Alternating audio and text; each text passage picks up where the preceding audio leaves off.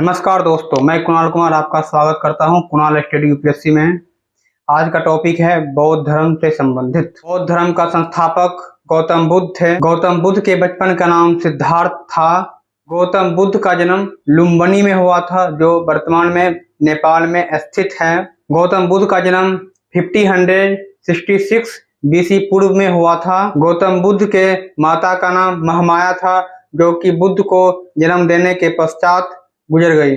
उसके बाद सिद्धार्थ की मौसी या सौतेली माँ ही उसकी लालन पालन की, जिसका नाम गौतमी था। गौतम बुद्ध का कुल शाक्य था, इसीलिए उसे शाक्य मुनि भी कहा जाता था। गौतम बुद्ध का गोत्र गौतम था। गौतम बुद्ध का पिता का नाम शुद्धोदन था तथा उसके पत्नी का नाम यशोधरा था, जिससे कि एक पुत्र की प्राप्ति हुई थी, जिसका नाम राहुल था। गौतम बुद्ध का प्रधान शिष्य उपाली था। गौतम बुद्ध का प्रिय शिष्य आनंद था। कौटिल्य नामक ब्राह्मण ने भविष्यवाणी की थी कि सिद्धार्थ या तो महान सम्राट बनेगा या महान साधु बनेगा। 4 घटनाओं ने बुद्ध के जीवन को बहुत प्रभावित किया: बुजुर्ग व्यक्ति, बीमार व्यक्ति, मृत व्यक्ति तथा साधु। भगवान बुद्ध के कुछ प्रतीक है जिससे कि उसकी जीवन की घटनाओं को अध्ययन किया जा सकता है। सफेद हाथी बुद्ध के माता के गर्भ में प्रवेश करने का प्रतीक है। सफेद कमल जन्म का प्रतीक है। घोड़ा बुद्ध के गृह त्याग का प्रतीक है। वहीं पीपल का वृक्ष बुद्ध के ज्ञान प्राप्ति का प्रतीक है, क्योंकि वह सिद्धार्थ से गौतम बने। पद्मन गौतम के निर्माण का प्रतीक है। स्तूप, जहां भी आप बौद्ध स्तूप देखते हैं, बौद्ध के परिनिर्माण का प्रतीक है। परिनिर्माण का अर्थ होता है मृत्यु। बौद्ध धर्म में मृत्यु होने के बाद उसे कहा जाता है परिनिर्माण, और महात्मा बुद्ध के मृत्यु को महापरिनिर्वाण कहा गया है। महाभिनिष्ट कर्मण, 29 वर्ष की आयु में सिद्धार्थ ने अपना गृह त्याग दिया था। बुद्ध को ज्ञान की प्राप्ति कब हुआ? 35 वर्ष की अवस्था में सिद्धार्थ को बोध गया में निर्जला नदी के तट पे पीपल वृक्ष के नीचे ज्ञान की प्राप्ति हुई। धर्म चक्र परिवर्तन का अर्थ क्या है? ज्ञान के प्राप्ति के पश्चात गौतम बुद्ध ने सारनाथ में कौटिल्य एवं उसके शिष्य को प्रथम उपदेश दिया गया, जिसे धर्म चक्र परिवर्तन कहा गया। कौटिल्य मुनि वही है जो कि सिद्धार्थ को बचपन में भविष्यवाणी की थी कि यह बालक या तो महान सम्राट बनेगा या महान साधु बनेगा। महापरिनिर्वाण, 80 वर्ष की अवस्था में कुशीनगर में गौतम बुद्ध की मृत्यु हो गई, जिसे महापरिनिर्वाण कहा जाता है। अब हम जानेंगे बौद्ध धर्म का विकास कैसे हुआ।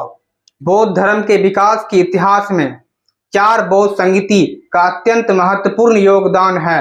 प्रथम बौद्ध संगीति गौतम बुद्ध के मृत्यु के उपरांत उसके अनुयायियों ने 483 ईस्वी पूर्व में राजगीर के सप्तकन्निका गुफा में आयोजित किया। इस समय मगध का शासक अजातशत्रु था। इस संगीति का अध्यक्षता बौद्ध विद्वान महाकश्यप के द्वारा किया गया था। इस संगीति में 2 महत्वपूर्ण पुस्तकों का संकलन किया गया। पहला है सुत्त पिटक, इसमें गौतम बुद्ध के जीवन के मूल शिक्षाएं संकलित हैं। दूसरा है विनय पिटक, इसमें भिक्षुकों को संघ में किस तरह रहना है, किस तरह आचार विचार व्यवहार करना है, वो सारी बात संकलित किया गया। द्वितीय बौद्ध संगीति, दूसरा बौद्ध संगीति लगभग पहले बौद्ध संगीति से 100 साल बाद किया गया, अर्थात 383 ईस्वी पूर्व। समकालीन शासक काल अशोक के संरक्षण में वैशाली में आयोजित किया गया था, जिसका अध्यक्षता बौद्ध विद्वान सुकुकामी ने किया था। इस संगीति में बौद्ध धर्म अनाथ या अनौपचारिक रूप से 2 वर्ग में विभक्त हो गया था। पहला वर्ग अस्थावीर या बौद्ध धर्म के रूढ़िवादी अनुयायी थे। रूढ़िवादी अर्थात कर्मकांडी अनुयायी थे। दूसरा महासंधिक या बौद्ध धर्म के उदारवादी अनुयायी थे। तीसरा बौद्ध संगीति पाटलिपुत्रा, वर्तमान में पटना में 215 ईसा पूर्व में बुलाई गई थी, जिसकी अध्यक्षता बौद्ध भिक्षुक मोगलीपुत्र चिशक ने की। सबसे महत्वपूर्ण बात यह है कि तृतीय बौद्ध संगीति का संरक्षण सम्राट अशोक द्वारा किया गया था। इस संगीति में एक नया ग्रंथ अभिधम्म पिटक का संरचना किया गया, जिसमें बौद्ध के जीवन की शिक्षाओं को दार्शनिक रूप से व्याख्या किया गया है। इन तीनों संगठनों को सम्मिलित रूप से त्रिपिटक कहा जाता है। इस संगीति में संघ भेद को रोकने के लिए अत्यंत कड़े नियम बनाए गए थे तथा बौद्ध धर्म के साहित्य को निश्चित तथा प्रमाणित बना दिया गया था। इसके पीछे का कारण यह है कि ये तृतीय बौद्ध संगीति सम्राट अशोक के संरक्षण में हो रहा था और सम्राट अशोक बौद्ध धर्म से अत्यंत प्रभावित थे। चतुर्थ एवं अंतिम बौद्ध संगीति। चतुर्थ बौद्ध संगीति शासक कनिष्क के राज्य काल में कश्मीर के कुंडन वन में आयोजित किया गया, जिसका अध्यक्ष वसुमित्र थे तथा उपाध्यक्ष अश्वघोष थे। इस सभा में महासंधिकों का बोलबाला था। इस संगीति में विभाषा शास्त्र नामक ग्रंथ की रचना किया गया। इस समय बौद्ध धर्म हीनयान तथा महायान नामक दो स्पष्ट एवं स्वतंत्र संप्रदाय में विभक्त हो गया। चतुर्थ बौद्ध संगीति में संस्कृत भाषा को मान्यता मिला तथा इससे पहले तमाम बौद्ध ग्रंथ पाली भाषा में लिखा गया था। बौद्ध संप्रदाय बौद्ध के वचनों को अपने अपने तर्क लगाने के आधार पर अंतर में दो प्रधान वर्ग बन गए। पहला महासंधि, दूसरा अस्थावीरा। धीरे धीरे मतभेद बढ़ते रहे। वैशाली के महासभा में दोनों अलग हो गए, अलग अलग प्रचार प्रसार करने लगे। अस्थावीरा अपने आप को हीनयानी कहने लगे। हीनयानी में भी दो भाग हो गए, पहला वैभाषिक, दूसरा श्रोत्रांतिक। हीनयान की साधन पद्धति अत्यंत कठोर होते हैं तथा भिक्षुक जीवन के हिमायती होते हैं। हीनयान का आदर्श अर्हता प्रदान करना है। अर्हता का अर्थ होता है जो व्यक्ति साधन के माध्यम से अपने आप को निर्माण प्राप्त करा लेता है, उसे अर्हता कहते हैं। निर्माण के बाद पुनर्जन्म नहीं होता है। हीनयानी मूर्ति पूजा में विश्वास नहीं रखता है।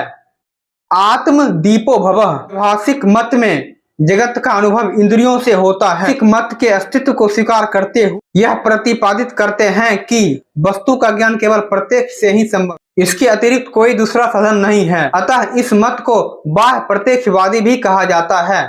सैद्धांतिक मत बाह्य तथा आंतरिक दोनों की सत्ता में विश्वास करता है, किंतु वह यह नहीं मानता है कि वस्तु का ज्ञान प्रत्यक्ष रूप से होता है। उसके मत में बाह्य जगत के वस्तुओं का जो हम अनुभव करते हैं वह वस्तुतः हमारे मन का विकल्प मात्र है। कालांतर में महायान भी दो वर्ग में विभक्त हो गए, पहला विज्ञानवाद, दूसरा शून्यवाद। शून्यवाद अर्थात मध्यम मार्ग मत के प्रवक्ता नागार्जुन है। इसकी प्रसिद्ध रचना मध्यमिका कारिका सूत्र है। इसे सापेक्षवाद भी कहा जाता है, जिसके अनुसार प्रत्येक वस्तु किसी न किसी कारण से उत्पन्न हुआ है।